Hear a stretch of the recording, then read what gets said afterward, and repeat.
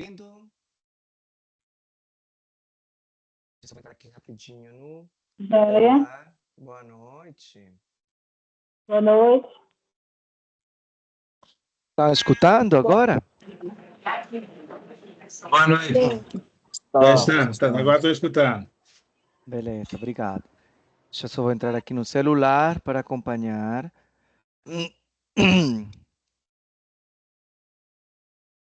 Agora sim.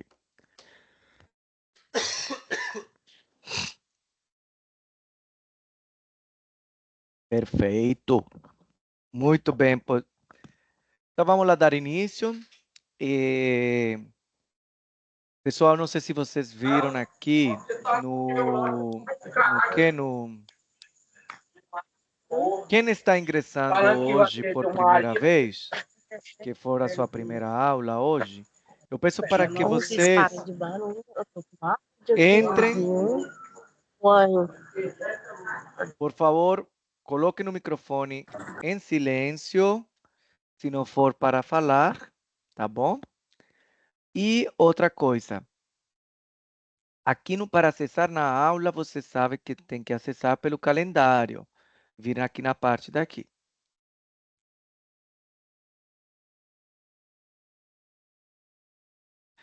Eduarda, veja aí como você vai fazer essa questão, porque senão você não vai, você pode assistir depois as aulas também, tá?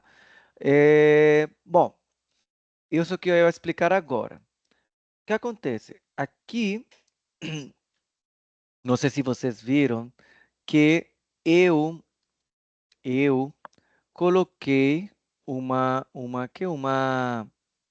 mensagem fixa. Clicando aqui nessa mensagem fixa, eu coloquei os links das aulas para que vocês acompanhem essas aulas. Mas eu queria que vocês saibam também que essas aulas de nossos encontros aqui é um complemento, sim, do que está lá no ambiente, na plataforma Sava. Ou seja, que vocês têm que acessar lá na Sava, estudar esse conteúdo e vir aqui para depois assistir comigo. Fala, Eduardo. Quem levantou a mão agora, não vi aqui rapidinho, mas pode falar. Oi, boa noite. Giovana, né? Isso, hoje é minha primeira aula, tudo bom? Tudo bem? Eu não consegui entrar antes, né, nas outras aulas, e falaram que as aulas ficariam gravadas, porém eu não consegui puxar ali também no histórico das conversas do Teams as aulas gravadas. Como que fica, no caso, a gente ganha falta dessas aulas que não Não, participou? não, não, não, tá? Não? Não ganha falta não, tá? Aqui eu estou falando o seguinte, olha só, isso é o que eu estava falando. Aqui você no chat, na parte superior, veja a tela, tá visualizando você? Sim. Tem uma mensagem fixa. Clicando nela, vai chegar aqui. Aqui estão as gravações. Por que que acontece?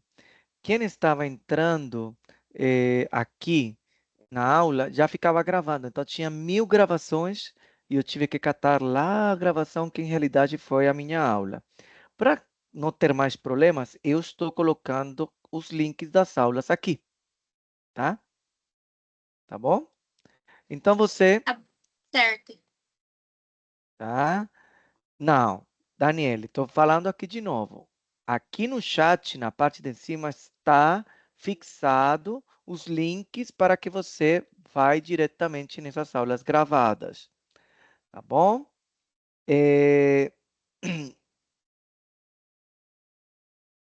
Show?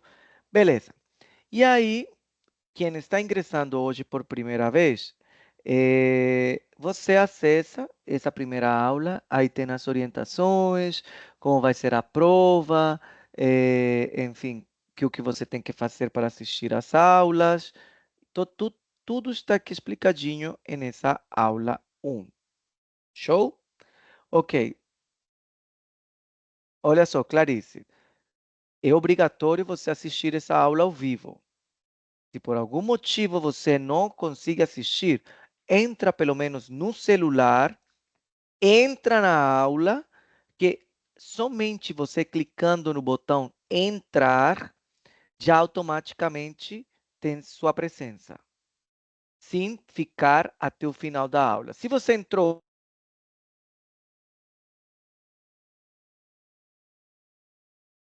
Se você entrou e saiu um minuto depois, já tem sua presença. Não precisa ficar aqui, tá?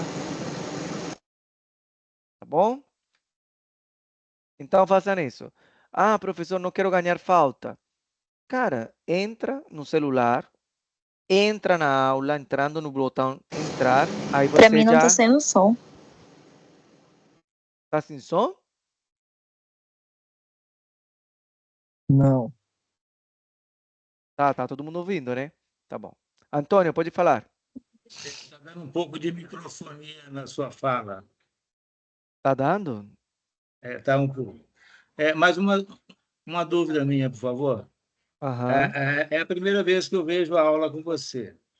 sim. Na aula anterior que eu assisti, eu entrei fora do meu horário, mas na plataforma está constando que eu tive presença. Isso confere? Não tem problema não, tá? Ah, Tá bom? beleza. O Obrigado. importante daqui para frente, você, se não quer levar falta ou quer ganhar presença, somente entra, como fez agora, fica um minuto, se não puder ficar, e depois assiste a gravada, tá bom? Ok, ok. Mas assim, só entra para ganhar a presença, tá bom? Beleza. É porque são muitos alunos, eu não tenho esse controle, ele é automático. Eu puxo a presença automática pelo sistema. Se você entrou, já ganha a presença. Eu não vou fazer chamada aqui para 120 pessoas, 200 pessoas, acho que tem a turma, tá? Ok. Então, de novo, voltando aqui ao tema, vocês no chat, no nosso chat da reunião, você vai encontrar uma mensagem fixa. Clicando nela, vocês têm os links para acessar a essas aulas. Show? Então, vamos começar a nossa aula de hoje. Sem mais preâmbulos, hoje vamos falar sobre átomos, elementos e a tabela periódica.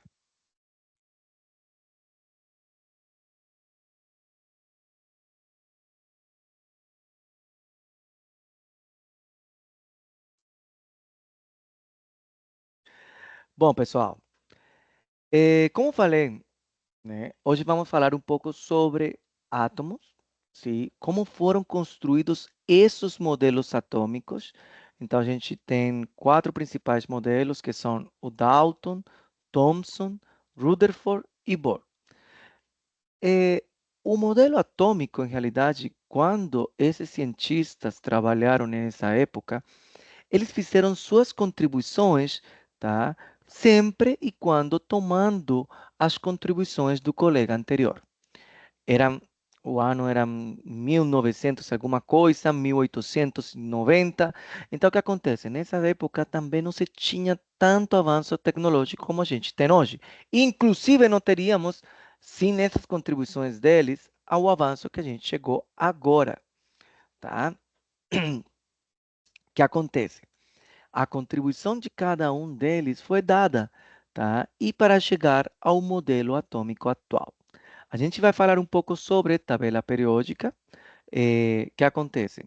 Cada elemento que está na natureza, ele tem uma característica que pode ser metálica, alcalina, pode ser um gás, pode ser um halogênico, enfim. E tem certas características atômicas que também fazem parte dessa classificação. Aí os cientistas trabalharam para fazer essa classificação dos elementos na tabela periódica. Então, na tabela periódica, a gente vai encontrar ali diferentes, todos os elementos encontrados na natureza em sua forma pura. Eu estou falando quando não estamos falando, por exemplo, de sozinhos. Então, por exemplo, está o hidrogênio, o carbono, o fósforo, o enxofre. Ou seja, na forma, o elemento puro, tá? Nós estamos falando dos compostos. Beleza? Então, a gente vai começar a falar sobre isso. Mas vamos falar, antes de tudo, sobre a estrutura atômica.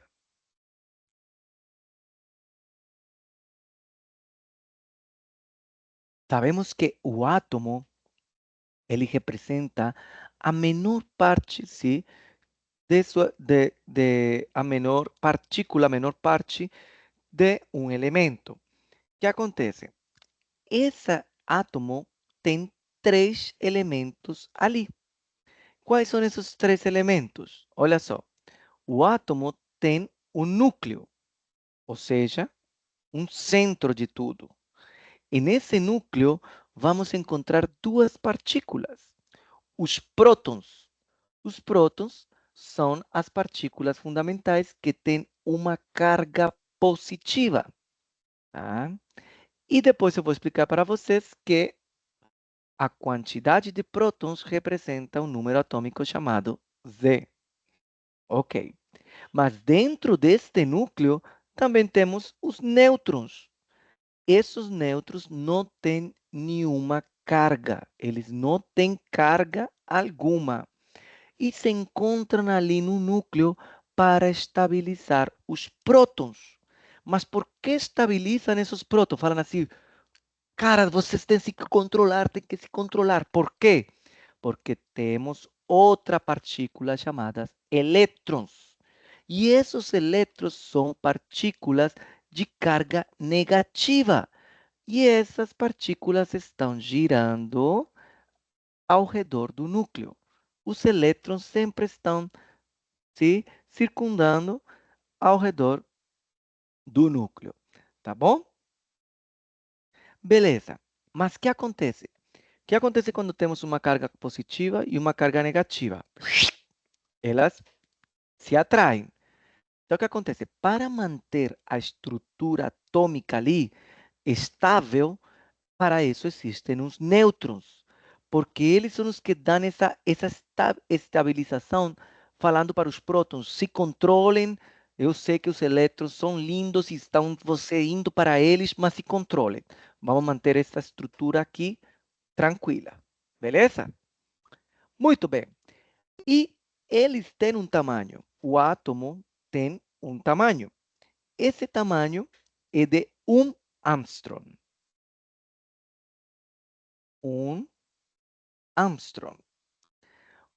Quando você encontrar um símbolo de A com uma bolinha em cima, significa Armstrong, tá? Que em notação científica equivale a 1 por 10 elevado a menos 10 metros, tá? A gente viu na aula anterior notação científica e olha só o tamanho. Isso é o mesmo que dividir 1 em 10 bilhões, tá? Ou seja, que isso aqui equivale mais ou menos a 0,1, 2, 3, 4, 5, 6, 7, 8, 9, 10. Ou seja, olha quão pequeno é essa grandeza dessa estrutura atômica. Então, ficou claro? Qual é a estrutura do átomo? Temos 3 partículas. Prótons positivos, elétrons negativos, nêutrons sem carga. No núcleo temos os prótons e os nêutrons. E a grandeza é de 1 Armstrong. Dúvidas? Não, tranquilo. Maravilha. Tranquilo. Bom, o que acontece? Os modelos atômicos. Aí Dalton, em 1808, ele... Olha, pessoal, esses cientistas não é que foram dormir e pensaram assim, ai, olha só isso aqui. Não, demonstraram com os recursos que tinham nessa época para comprovar a teoria. Dalton falou o seguinte, olha só, o átomo é tipo uma bola de bilhar. Ela é uma bola de sinuca, bilhar, de sinuca. Ela é uma esfera maciça, indivisível, indestrutível e a menor parte da matéria.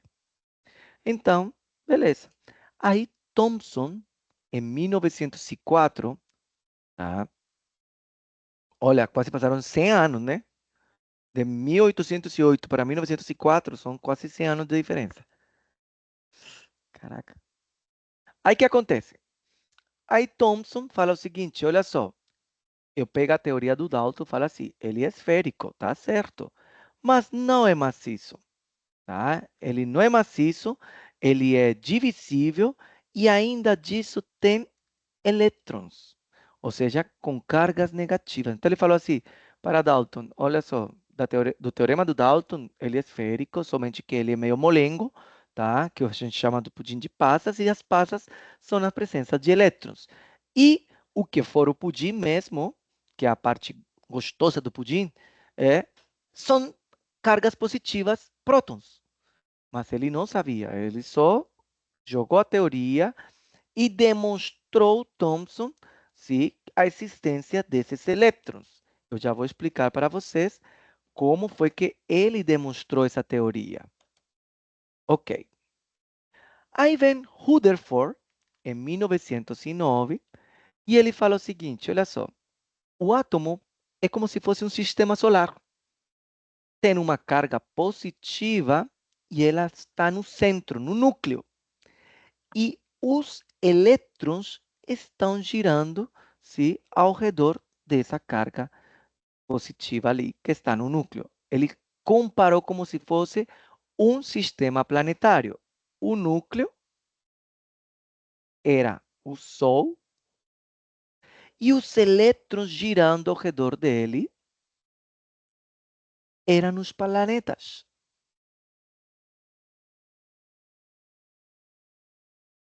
Eram como se fossem os planetas, tá? Ok. E falou que esses elétrons com cargas negativas estavam ao redor do núcleo girando. Ok. Isso em 1909. Em 1913, Bohr já ele fala o seguinte, olha, tem umas órbitas estacionárias, tá, ao redor do núcleo. Somente que no núcleo não somente tem partículas positivas, sino que no núcleo temos também, além de partículas positivas, que são os prótons, ele falou, também tem nêutrons. Sim? E que não tem carga.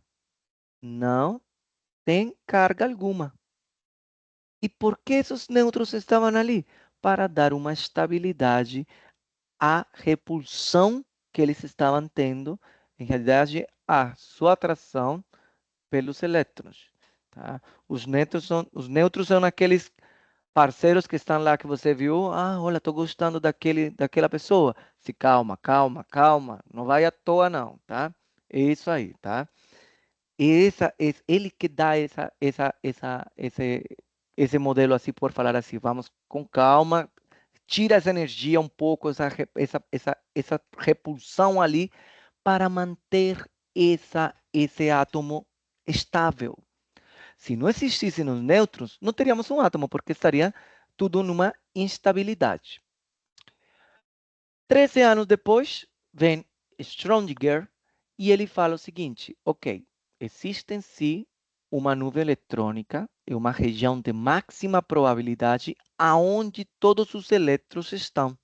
Como eles estão lá, não são órbitas espaciais, estacionárias, eles estão se mexendo, mas em uma forma de nuvem. E o que a gente está hoje, mais ou menos, com um modelo atômico assim. Ficou claro? Até o momento, a evolução dos modelos atômicos? Sim. Ah, maravilha. Ok.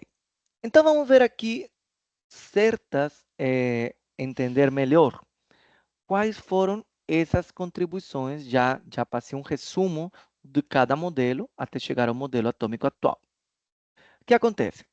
Os filósofos gregos, você lembra lá da minha primeira aula, em que os filósofos gregos começaram a falar que a matéria era composta por 4 elementos: o ar, o fogo, a água e a terra. Mas posteriormente eles definiram que a matéria também era composta por umas partículas fundamentais chamadas de átomos. Foi aqui em que se deu o pontapé inicial para a existência dessas partículas.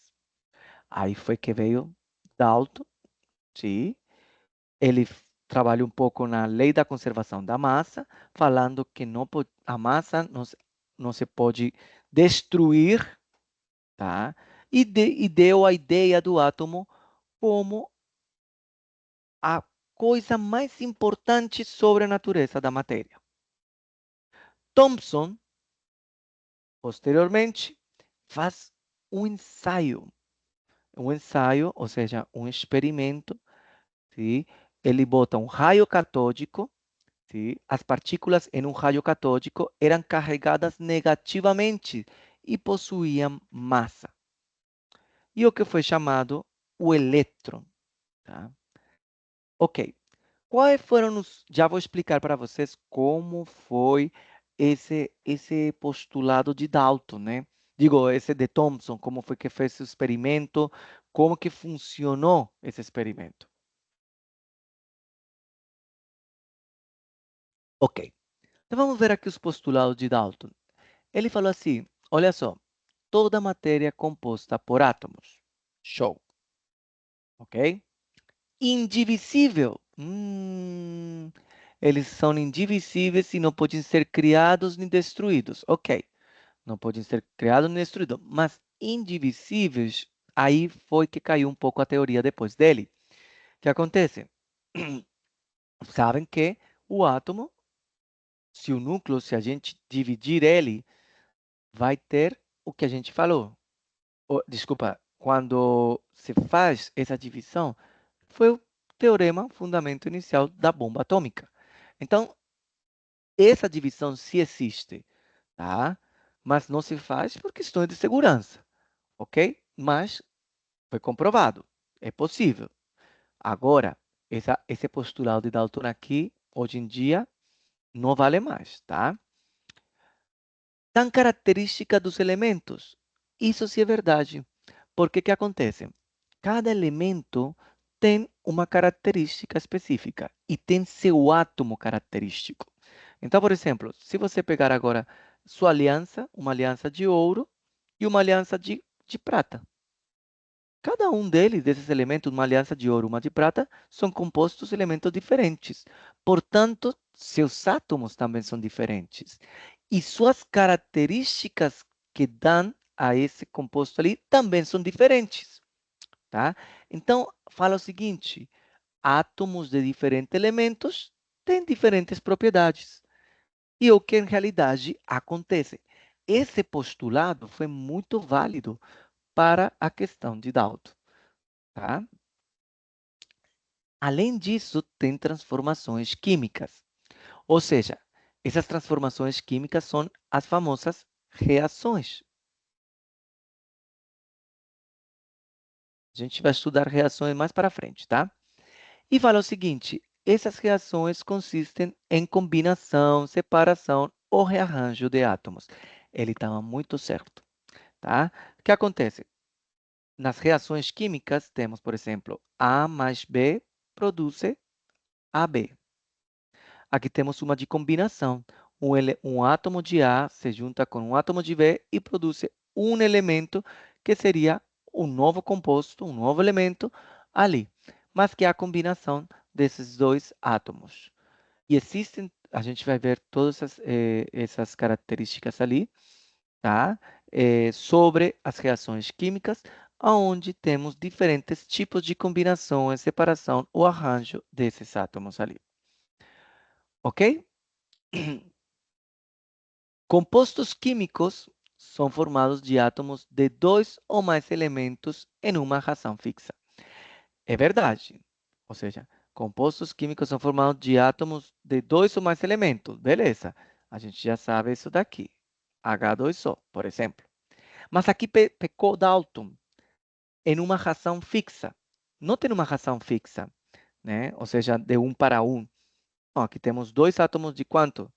Dois átomos de hidrogênio e um átomo de oxigênio. Então, não existe essa reação fixa, tá?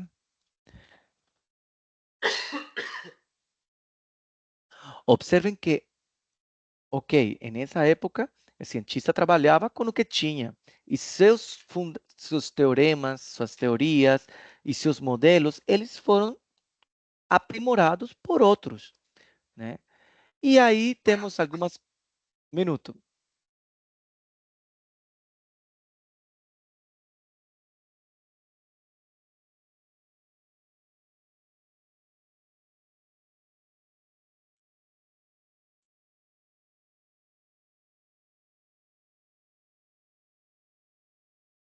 E aí temos algumas contribuições de Dalton, que era assim, ó, conservação da massa, sim, que a massa se conserva nas reações químicas. E isso funciona assim. A gente vai ver que, inclusive, esse teorema de Dalton ajudou a Lavoisier, que mais na frente a gente vai estudar nas reações químicas, ajudou muito a Lavoisier para mostrar essa questão de que se conservam sim, porque, por exemplo, a gente tem, por exemplo, esse aqui.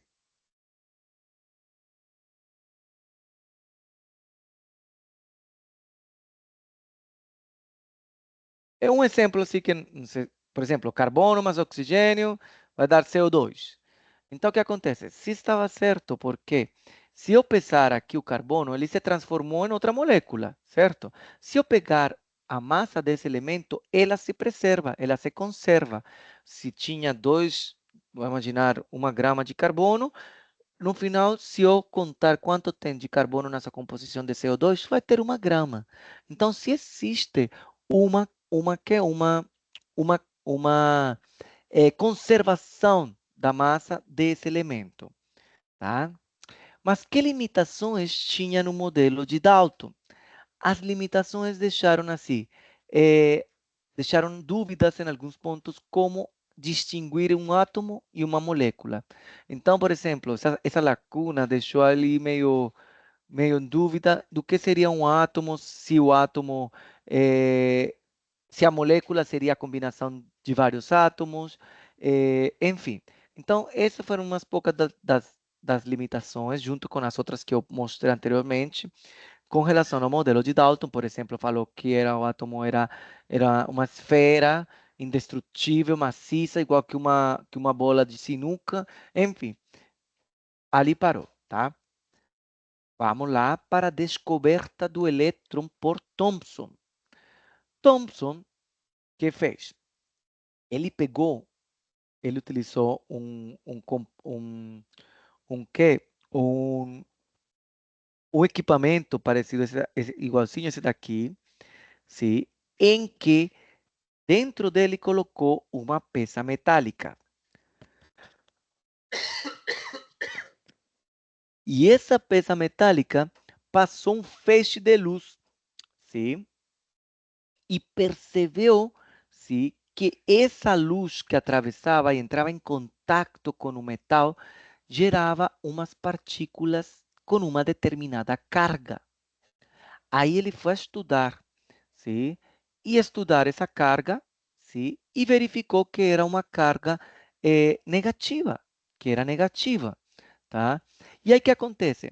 Ele passa um feixe de luz com uma determinada carga elétrica, sim, e uma das medidas de carga elétrica é a unidade Coulomb, Coulomb, a letra C, Coulomb, tá?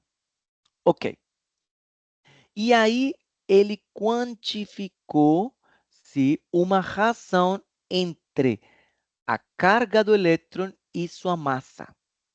Aí verificou, por exemplo, mas como assim da massa? Porque no contato depois com a peça metálica, ele vai ter um desgaste e vai ter umas partículas aqui.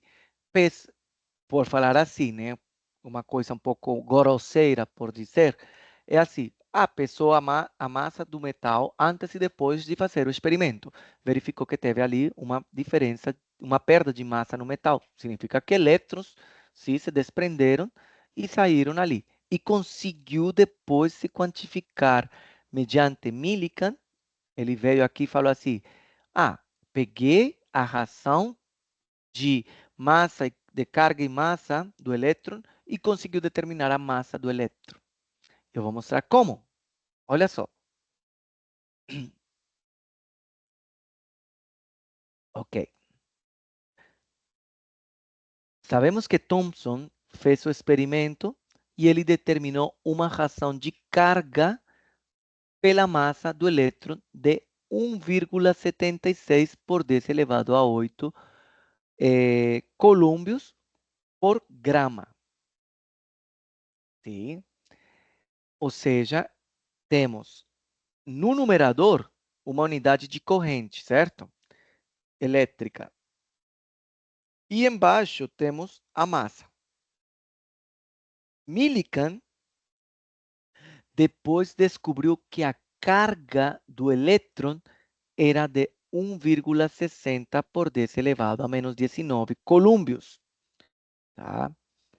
E aí, se eu já tenho a razão de massa e carga e eu conheço a carga do elétron, eu posso calcular a massa desse elétron, tá? Mediante a divisão de razão de carga por massa. Como foi feito? Foi feita da seguinte maneira. Olha só, notação científica que a gente estudou na aula anterior, na nossa última aula. Qual a notação científica?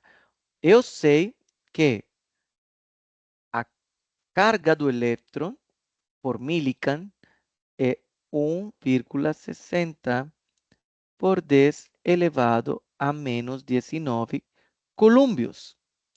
Se eu divido pelo que Thomson fez nos raios catódicos, eu vou encontrar 1,76 por 10 elevado a 8 columbios por grama. Columbios com columbios se elimina. Gramas vai subir aqui no denominador. E eu vou ter a massa em gramas do elétron. Vocês lembram da nossa última aula que como fazíamos notação científica? Então, vou pegar os números que não estão na potência de 10 e vou dividir normalmente. Ou seja, o número que acompanha a potência. 1,6 sobre 1,76 vezes 10. Divisão, que é a divisão? É a subtração entre o expoente do numerador menos o expoente do denominador.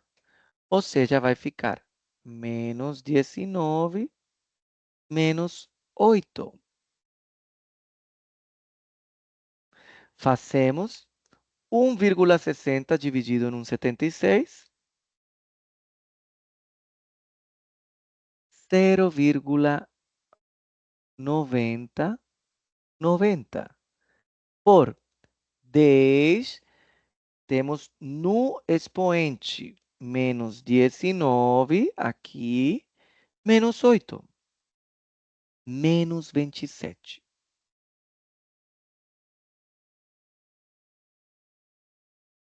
Gramas.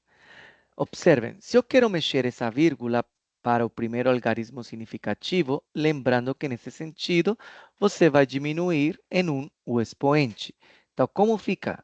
9,090 por 10 elevado a menos 28 gramas. Essa é a massa do elétron. Tá? Isso a gente viu em notação científica.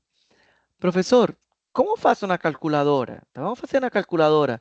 Lembrando que eu pedi para que todo mundo tivesse essa calculadora aqui, que é uma calculadora científica normal. Então, vamos fazer a notação científica na calculadora. Todo mundo com sua calculadora aí. Tá? Então, vamos lá. Então, vamos colocar esta divisão na calculadora. Como seria?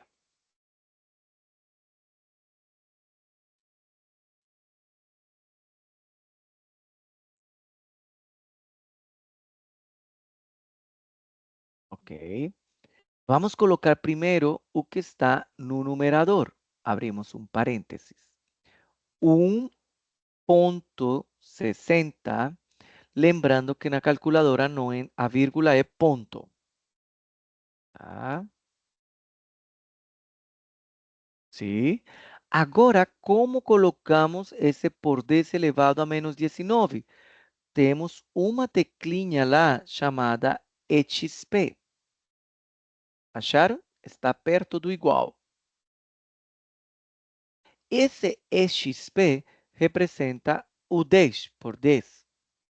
E aí agora coloco o menos 19, que é o expoente de 10 elevado a menos 19. Tá? Fecha o parênteses. Vezes, agora vamos fazer o que está no denominador. 1.76, eu achei que era 60. De novo, a teclinha XP. Elevado a 8, nesse caso, que o expoente é esse aqui. Faça na calculadora e me fala no resultado ali no chat.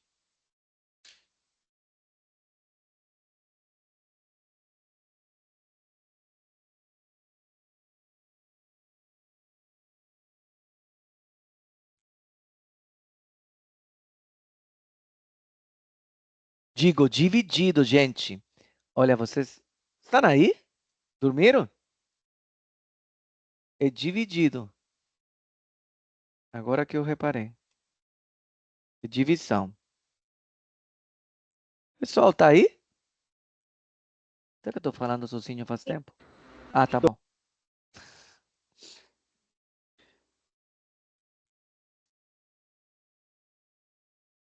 Tá bom. Faça nessa divisão ali.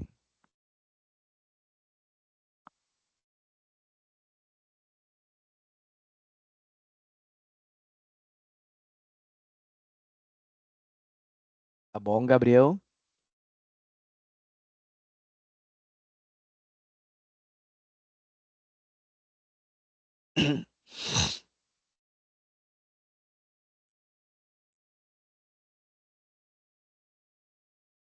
Por favor, pode postar no chat, tá? Vocês estão fazendo o cálculo? Aprender a colocar notação científica na calculadora? Lembrem que para essa aula precisamos de uma calculadora científica. 1,59 não. Não pode dar 1,59. Tem que dar 9,09 por 10 elevado a menos 28.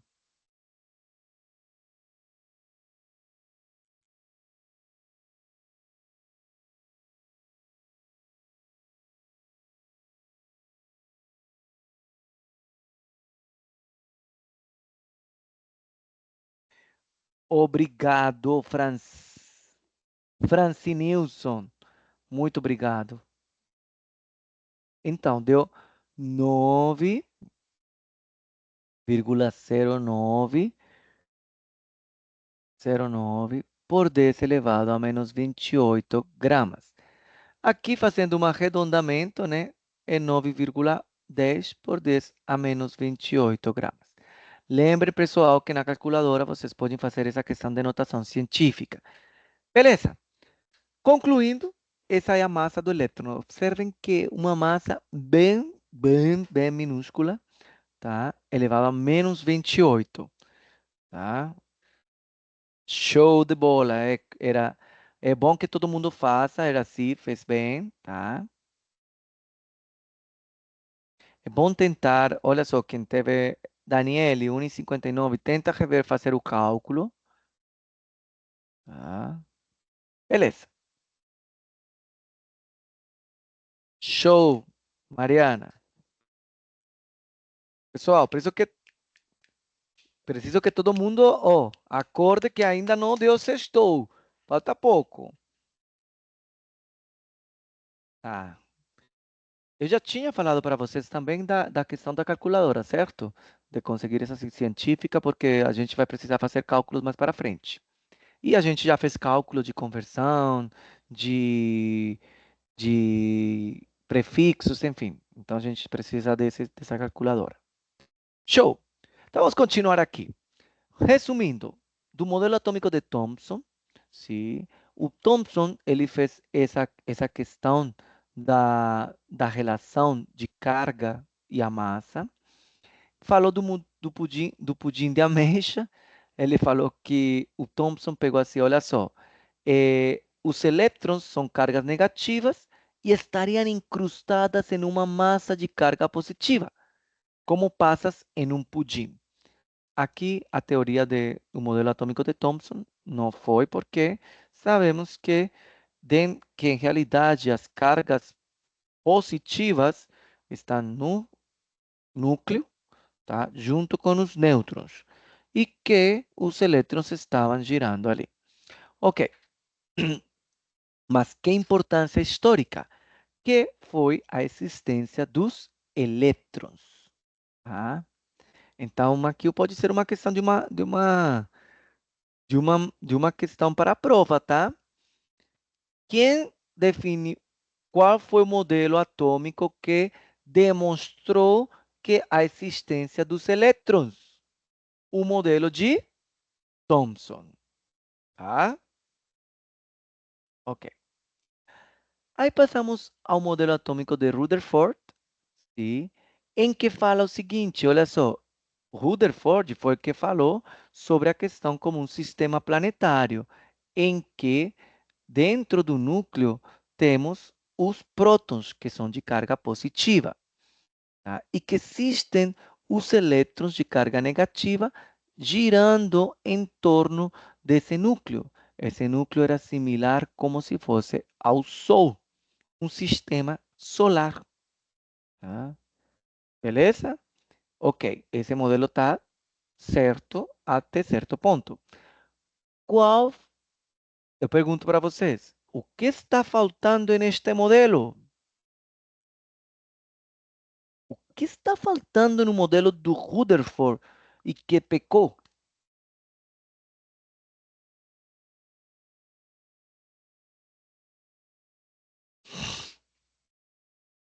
Os nêutrons. Obrigado, Jefferson.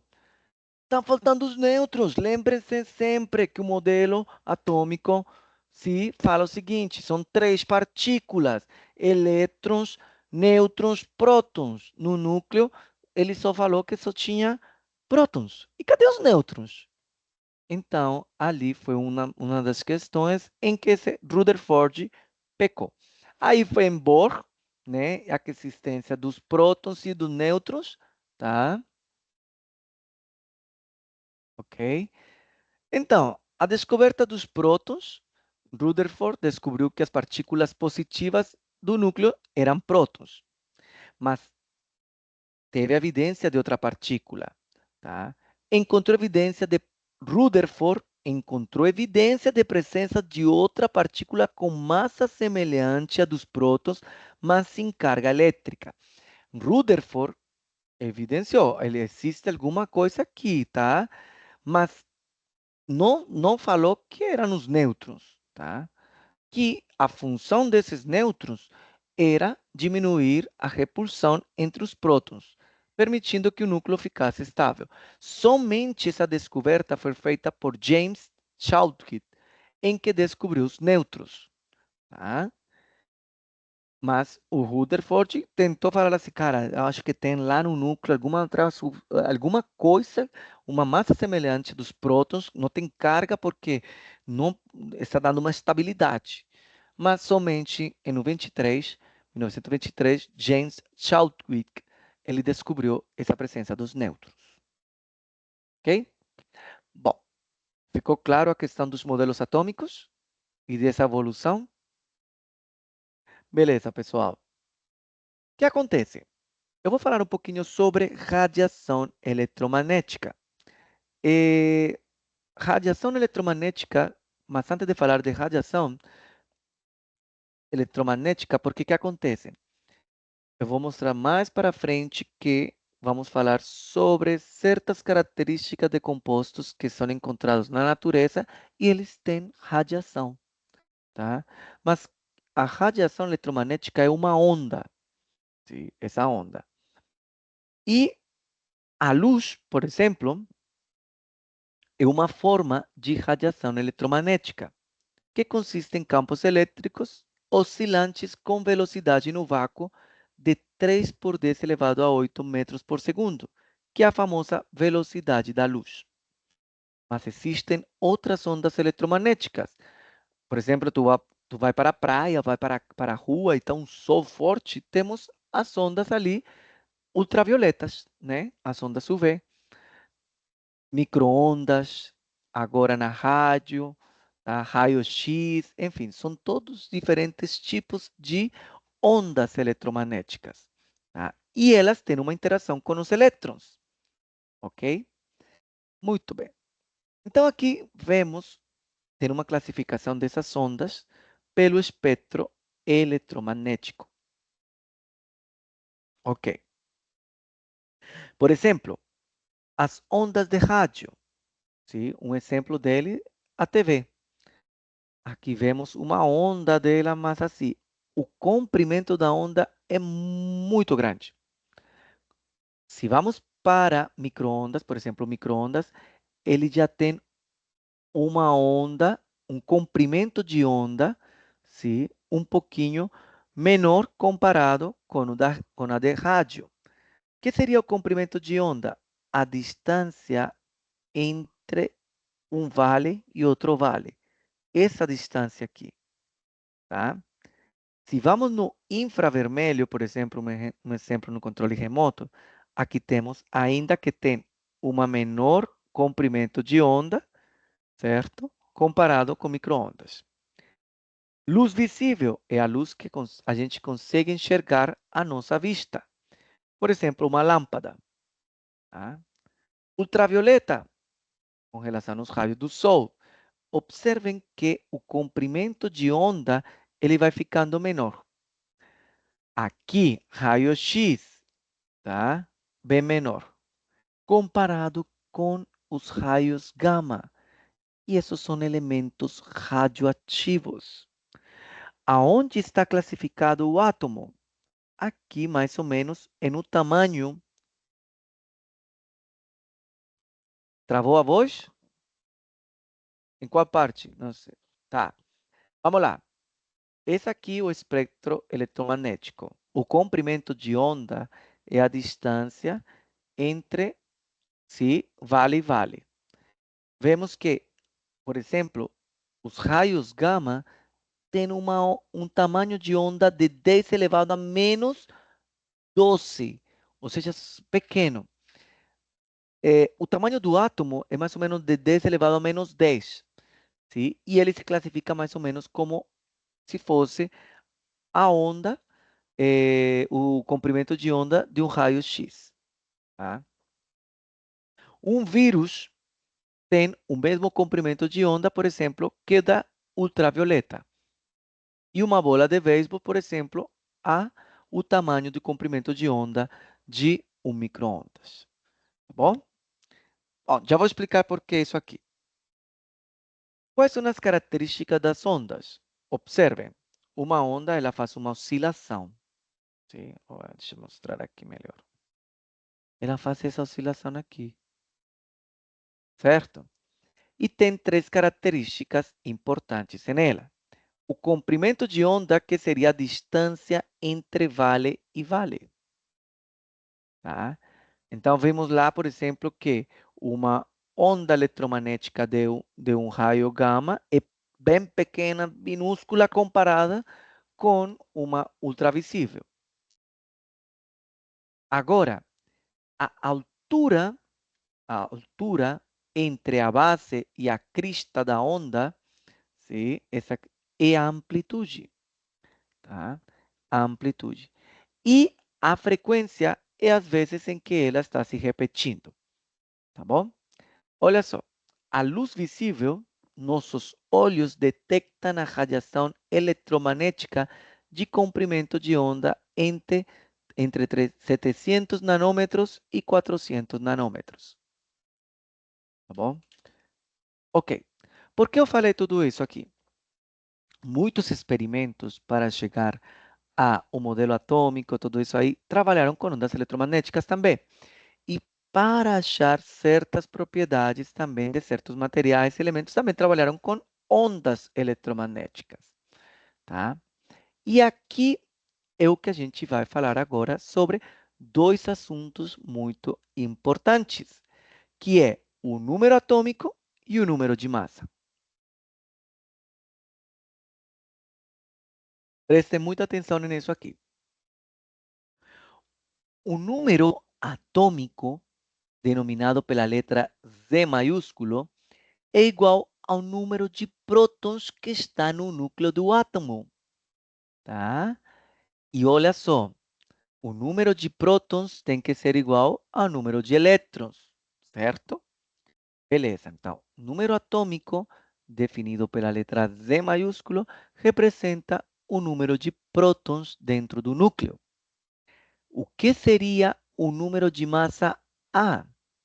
O número de massa é a somatória das duas partículas que estão no núcleo, ou seja, dos prótons mais os nêutrons. Então, a equação que relaciona é o seguinte, olha só. No núcleo, a massa, o número de massa é igual ao número de prótons mais o número de nêutrons. Certo? O que temos no núcleo do átomo? Duas partículas, prótons e nêutrons. Tá? Ok. O que acontece? Todo elemento, todo átomo, como a gente já conhece na tabela periódica, é identificado por um símbolo. Então, por exemplo, a gente sabe que o símbolo do hidrogênio, H maiúsculo, do hélio, HE, do carbono, C. Tá? Ok. E o que acontece? Agora, se vamos aqui a representar. Temos, por exemplo, o hélio, seu símbolo é o HE, e na tabela periódica conseguimos identificar que o número que está aqui embaixo, do lado do símbolo, representa o número atômico Z, ou seja, o número de prótons. E o número que está representado na parte de cima é o número de massa A, que é a soma entre nêutrons e prótons. Tá? Aqui, então, por exemplo, estou enxergando aqui do hélio. Quantos prótons tem o hélio? O hélio, prótons representados por número atômico Z, tem 2. Qual é a massa, número de massa desse hélio? 4. Então, minha pergunta, quantos nêutrons tem o hélio? Os nêutrons estão onde? No núcleo, certo? Olha aqui. O que representa isso? Olha só. A, que é a combinação de tudo que está no núcleo, é igual a prótons mais nêutrons. Ou seja, que se eu diminuo a quantidade de prótons, eu vou calcular os nêutrons. Quantos nêutrons tem esse composto de hélio? 2. Tá bom? E quantos elétrons? Quantos elétrons tem esse elemento ali? 2 2 também, também. porque o número de prótons equivale ao número de elétrons. Ficou claro? Sim, de boa. De boa, né? Vamos fazer outro exemplo. Sim, Mariana, elétrons e nêutrons. Não. Elétrons e prótons são sempre o mesmo valor. Aqui deu que os três foram iguais. Isso foi um caso isolado, não é? Prótons e elétrons iguais, mas os nêutrons não necessariamente precisam ser iguais, tá? Vamos fazer outro exemplo. Muito bem. O iodo é um elemento químico que apresenta um número de massa de 127 e seu número atômico é 53. Na química, representamos isso aqui. O elemento do iodo é o I maiúsculo. Sabemos que esse número aqui embaixo é o quê? Z, ou seja, os positivos e que o número de cima seria o número de massa A. A partir dessas informações daqui, podemos afirmar que estará correto o quê? Eu quero que vocês me falem ali, pensem e me falem. Será que temos 50? Eu quero que calculem tudo. Prótons, nêutrons, elétrons e vamos verificar dessas respostas o que é. Tá certo? 5 minutinhos para que vocês pensem. Lembrando que o número de massa é igual a Z mais N. 5 minutinhos vocês vão pensar isso aí, vou pegar uma água.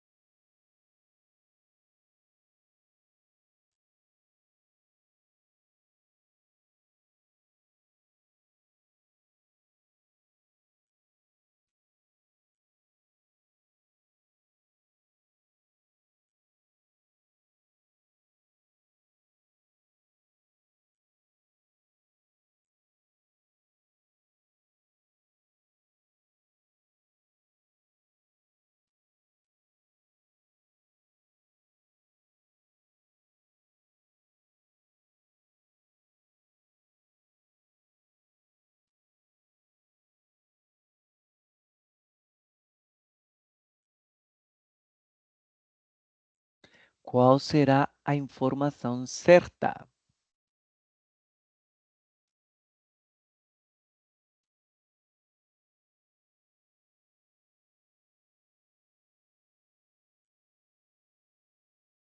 Letra B, letra A, letra C, D, E, nenhuma das anteriores. Quem dá mais? Quem dá menos?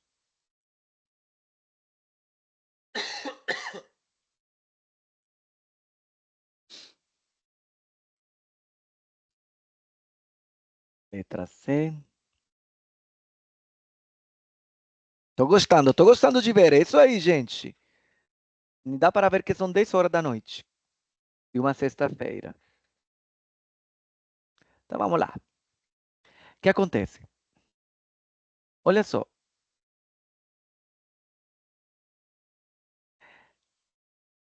Gente, ninguém acertou.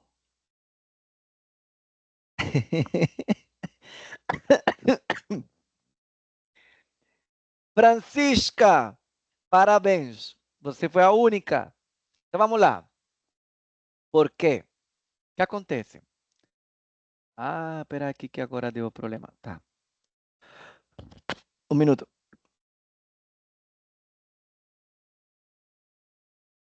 A gente vai calcular, sim, todos os valores. Então vamos lá. Lembrem que o número Z representa o número de prótons. O número atômico, o Z, é prótons. Então já sabemos que prótons temos 53 prótons. Ok? Beleza. Sabemos que A é igual a Z mais N. O A, que é a massa atômica, o número de massa está aqui em cima, 127. Certo? E Z, que é os prótons, são 53. Quantos nêutrons temos? 127 menos 53. Ou seja,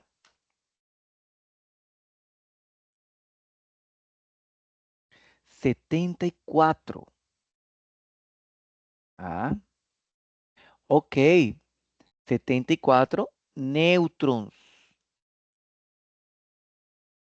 E quantos elétrons? 53 elétrons, porque tem que ser a mesmo que os prótons. Então, vamos ver aqui. 53 prótons. Show. 53 nêutrons. Não, a gente já calculou que são 74. 74 elétrons. Não, são 53. 74 prótons. Também não. 127 nêutrons. Também não. Então, letra A. Para vocês não se confundirem, calculem tudo. Calculem nêutrons, prótons e elétrons. Pronto. E a partir disso, vocês já vão excluindo as que seriam essas, por falar assim, de erros, tá? Ficou claro?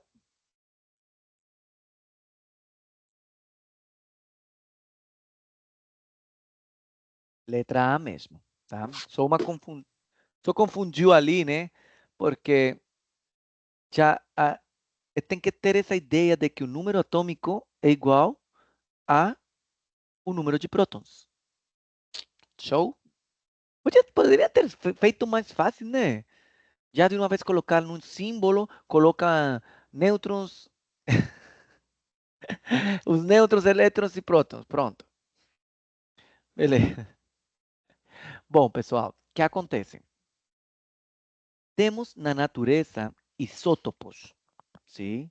O que acontece? Alguns átomos de um elemento químico podem ter diferentes números de massa, ok? Ou seja, porque apresentam diferentes números de nêutrons em seu núcleo.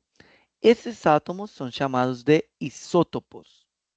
Por exemplo, são do mesmo elemento, são igual do elemento, só que o que muda é o número de nêutrons. Número de nêutrons em em seu, em seu núcleo. Por exemplo, temos aqui os isótopos do carbono. Cada um desse carbono, observem, carbono 13, carbono 12, carbono 14. Quantos prótons tem no núcleo? Todos têm 6 prótons. Mas o que varia, sim, é o número de massa A, o 12, 13 e 14.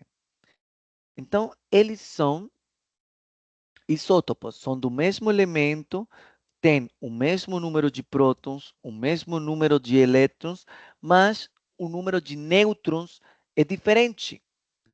E eles estão na abundância na natureza. Tá? Esses isótopos estão na natureza e eles vão variando de acordo à sua origem. Alguns são mais radioativos que outros. E já vou explicar por quê. Aqui temos o exemplo do isótopo de carbono. Temos carbono 12, 13 e 14. O carbono 12, certo?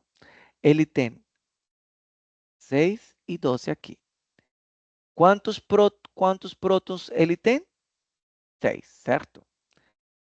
Carbono, então temos A é igual a Z mais N. Sabemos que tem 12 de massa. 6 prótons. Ou seja, que de nêutrons ele vai ter 12 menos 6. Quantos nêutrons ele tem? 6. Aqui a gente vê.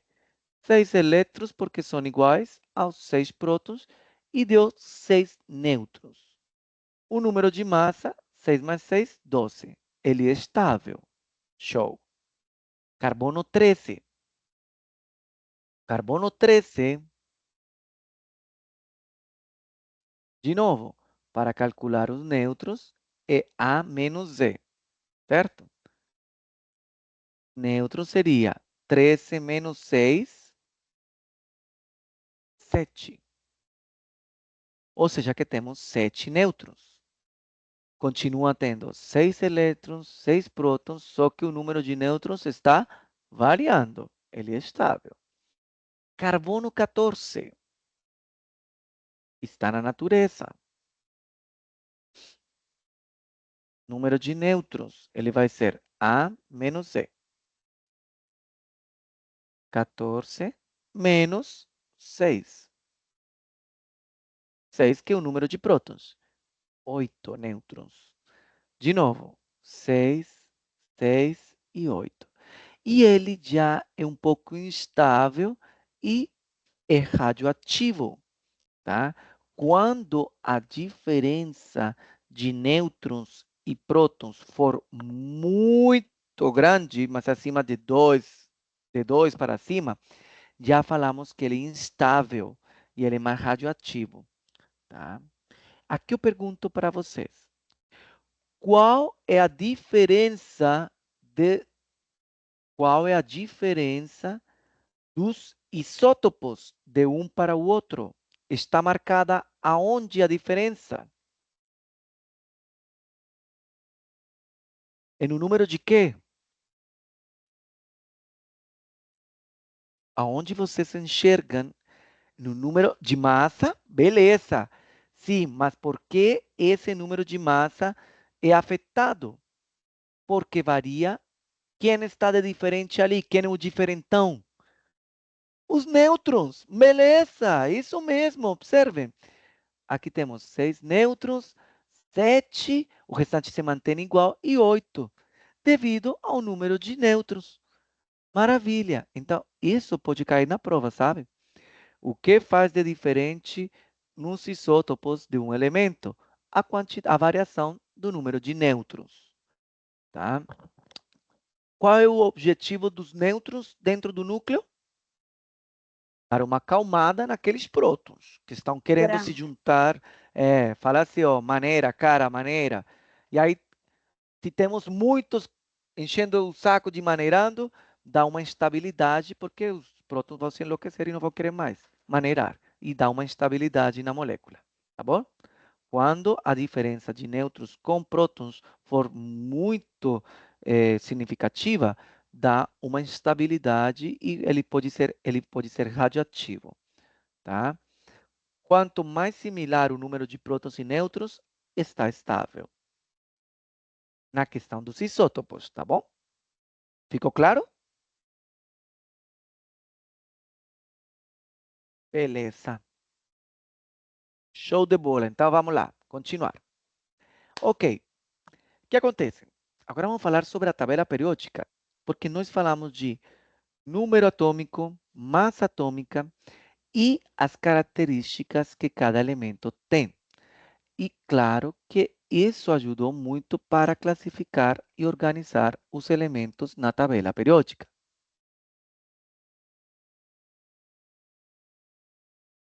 A primeira tabela periódica da história foi no ano de 1829, em que somente tinha 30 elementos químicos conhecidos e somente eram classificados em 3 grupos. Lembrando que na tabela periódica a organização é assim: as colunas verticais são chamadas de grupos e o horizontal são chamadas de períodos. Mas naquela época somente existiam 30 elementos e somente tinha 3 grupos. Ok, em 1862 existe o parafuso telúrico de Alexandre. Ele já classifica os elementos químicos em ordem crescente de massa atômica. Viram a importância da massa atômica? Ok.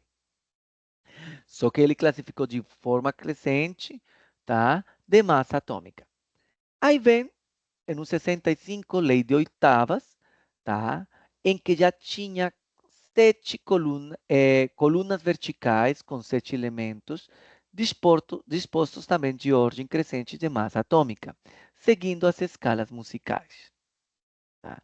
Mendeleev, em 69, já colocou as colunas horizontais, tá? E organizou de acordo, Moseley, em 1913, de acordo a certas características químicas. Então, por exemplo, ele viu materiais que eram metais, agrupou num lado, materiais que eram mais não metálicos em outro, enfim. E já começou a ter a cara do que a gente já tem da tabela periódica atual. Tá bom?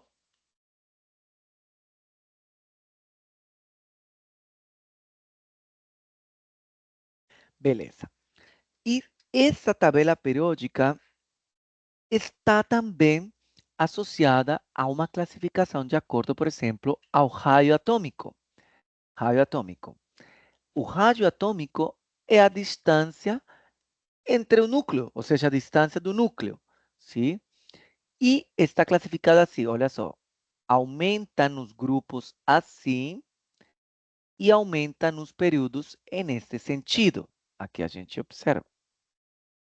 E certas características também, por exemplo, reatividade.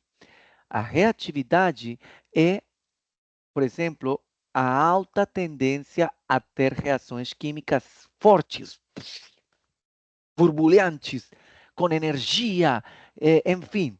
E aí ela vai aumentando daqui para cá. E observamos que temos um grupinho aqui que são os metidos da tabela periódica. São os reis, os nobres, eles não querem nenhuma reatividade com ninguém. São os gases nobres. Tá? Temos o hélio, o argônio, tá? Nesse grupo. Ok. Eletronegatividade é outra propriedade, que é a capacidade de trair elétrons, ou seja, consigo puxar elétrons de outros átomos. E esse comportamento é assim para os períodos e para os grupos nesses sentidos. E, de novo, os gases nobres são metidos e eles não querem fazer nada. Só querem ficar ali de bonitinhos. Tá bom? Energia ionizante é a energia necessária para arrancar um elétron em um átomo no estado gasoso. Aí sim, porque como é estado gasoso, são gases nobres, ele vai nesse sentido aumenta para os períodos e assim aumenta para os grupos. Beleza? E tem outras características ali que dá para analisar. Muito bem. E a organização da tabela periódica, então ela se deu assim, temos os grupos, são todos os que são verticais, e os horizontais são os períodos. O primeiro elemento é o hidrogênio, maravilhoso, incolor, inodoro e insípido. O que eu falei aqui, o último grupo são os gases nobres, que raramente se misturam com outros elementos. Por isso eles são metidos, o hélio, o argônio. Temos os metais em roxo. Eles possuem brilho, são bons condutores de calor e eletricidade. Então, aqui temos o ouro, a prata, o alumínio. Tá? Se você pegar uma panela de alumínio, coloca no fogo, excelente condutor de calor. Rapidamente ele pega calor. Tá? Tem solidez, menos o mercúrio, que ele é mais fluido. Ok? E nesse lado dos verdes temos os ametais. Não possuem brilho, não são bons condutores de calor, não são sólidos, não são maleáveis e dúcteis. Aqui a gente tem o carbono, o boro, o cloro, o fósforo, nitrogênio, o enxofre, tá?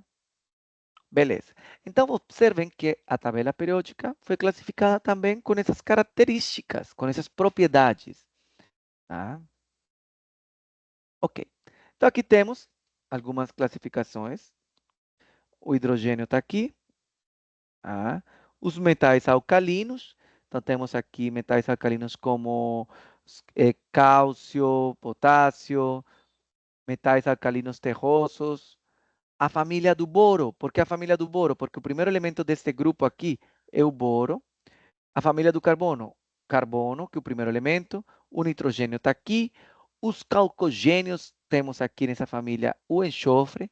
Halogênios, temos o cloro nessa família. E aqui temos os metidos dos gases nobres. Tá? E aqui temos os metais de transição. Ali está o mercúrio, o cádmio, outros elementos. Dúvidas?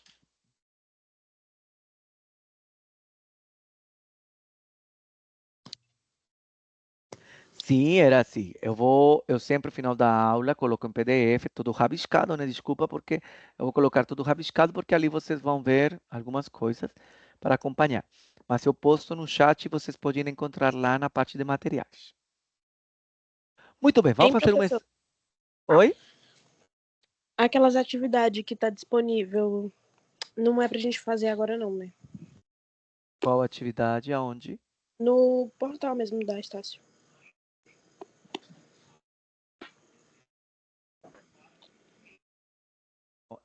Qual é essa atividade? Lá fala da prova, né? E do simulado, não é?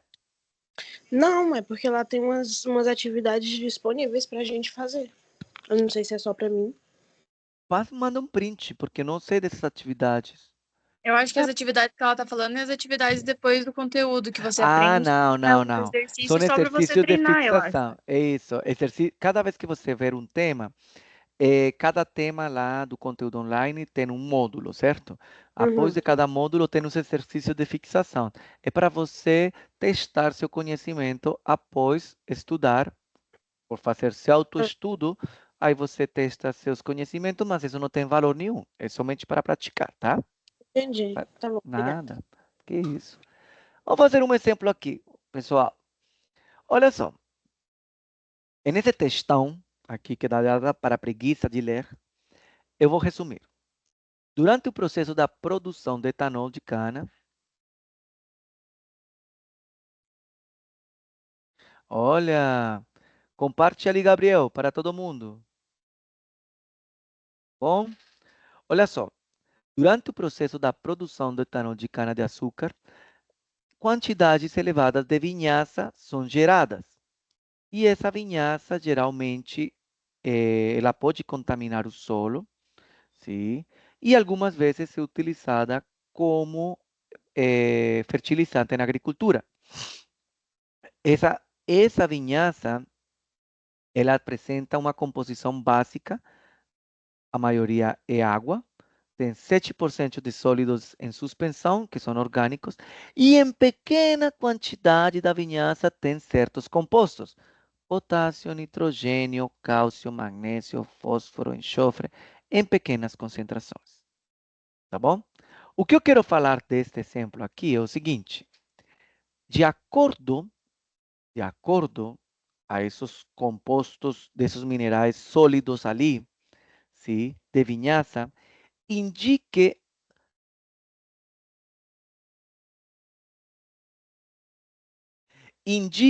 a alternativa que corresponde à ordem crescente dos raios atômicos desses elementos. Então, quais elementos? Nitrogênio, magnésio, fósforo, enxofre, potássio e cálcio, com relação à ordem crescente dos raios atômicos. Raio atômico é a distância que tem lá do núcleo, né? Primeiro vamos, na tabela periódica, achar eles. Então vamos ver. Sódio, não, nitrogênio está aqui.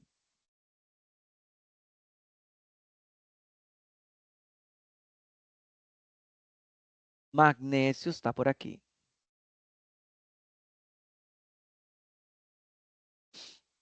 Fósforo.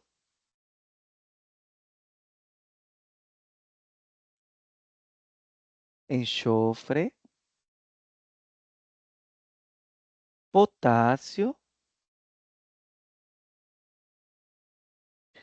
E cálcio. Show. Beleza. Qual o objetivo deste exercício? De acordo a raios atômicos, eu não sei qual é o raio atômico desses aqui, mas eu quero classificar do menor raio atômico ao maior. Então vamos lá, voltamos lá nas características da tabela periódica. Raio atômico aumenta para grupos assim e para períodos deste sentido. Então vamos voltar lá no nosso exemplo. Show. Eu quero classificar, então sabemos que o raio atômico aumenta aqui assim para os grupos e nesse sentido para os períodos. Para esses 6 elementos, qual dos 6 tem o menor raio atômico? Qual tem o menor raio atômico? Tá vendo que ele vai aumentar? O nitrogênio, Jefferson, maravilhoso. Sim. Por quê? O nitrogênio, porque se a gente for descer nos grupos, é o primeiro que a gente está encontrando, certo? Beleza. Se a gente for descer, agora temos o fósforo e o enxofre e o magnésio. Mas desses 3, qual seria agora que tem o menor raio atômico? Entre fósforo, enxofre e magnésio. O enxofre, muito bem, Daniel. Por que o enxofre? Porque o enxofre estaria primeiro no sentido do período para lá, certo? Olha o período. É nesse sentido. Quando a gente vai nesse sentido, primeiro vai encontrar o enxofre e depois o fósforo, né? Então seria o enxofre, logo o fósforo e depois o magnésio, certo? Estamos nesse sentido. Olha, o magnésio está aqui. Mas como nos períodos ele vai para cá, esse magnésio tem maior raio atômico. Beleza. Agora só faltam 2, cálcio e fósforo. Digo, cálcio e potássio. Esses 2. Qual desses 2 tem menor raio atômico? O cálcio. Muito bem. O cálcio. O cálcio. E por último, seria o potássio. Maravilha. Perfeito? A gente vê esse comportamento, tá? E aí a gente consegue enxergar do menor, sim, do menor para o maior. Beleza? Bom, esse era um exercício simples aqui para a gente classificar um pouco sobre o raio atômico. Dúvidas? Ai, pessoal, acabou a matéria de hoje. Então, agora sim, será que podemos dar um sextou? Sextou todo mundo? Estou, pelo amor de Deus. Bom, pessoal, uma boa noite, um bom descanso, bom final de semana para todos vocês. Semana que vem a gente vai continuar com a matéria, tá bom? Não esqueçam de o conteúdo seguinte, tá bom? Tchau, gente. Tchau, boa Tchau. noite. Boa noite.